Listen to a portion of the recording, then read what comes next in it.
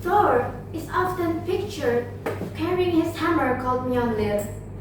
But in this story, I shall tell you a different one, where he had to dress up as a girl to attend his wedding.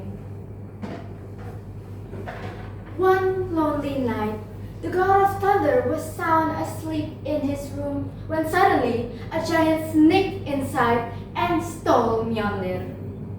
In the morning, Thor discovered that he had lost his precious hammer.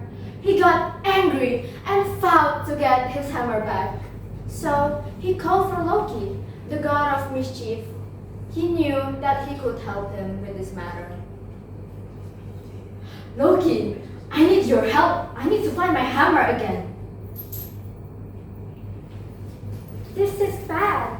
Mjolnir is our main weapon against the giants, which led me to think that it's probably them who stole it.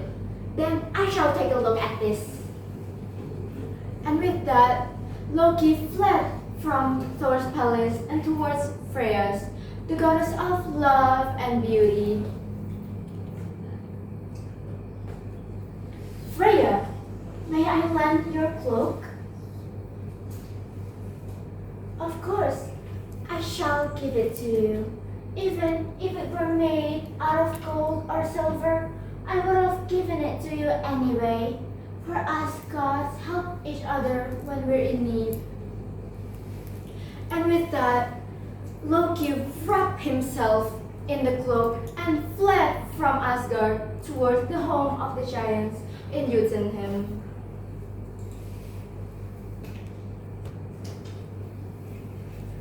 And what could have the gods of mischief be doing here? My deepest apologies, Your Majesty, but us the gods have lost a hammer. You wouldn't know anything about it, would you? A hammer? Ah, that. I have buried the hammer of Thor 8 miles under the soil, and I shall not return it until Freya becomes my wife. Loki understood, and he flew away from Asgard towards the realms of the gods again to tell Thor everything about it. So off they go again towards the home of Freya's.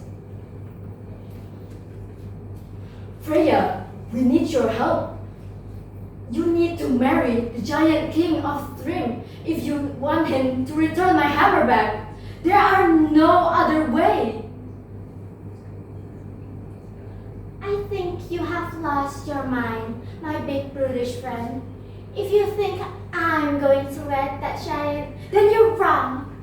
If you want your hammer back, then you should start digging from now. Thor was dejected, so he needed to find other ways to get his hammer back.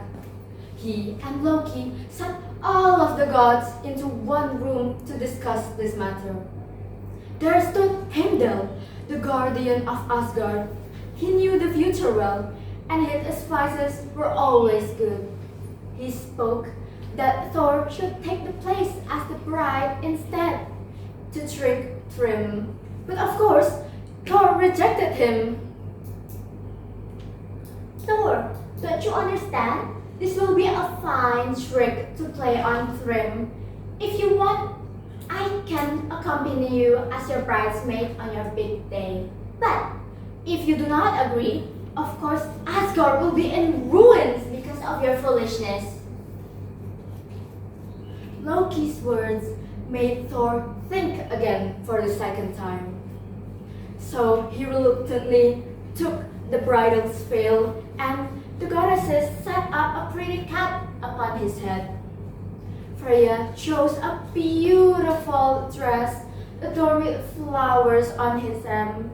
So off they go again to the homes of the giants.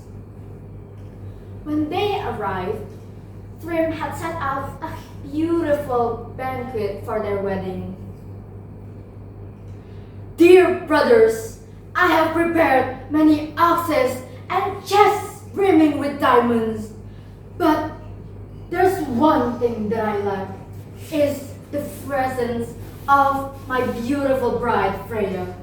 But in this wedding, they have brought her here as my beautiful bride.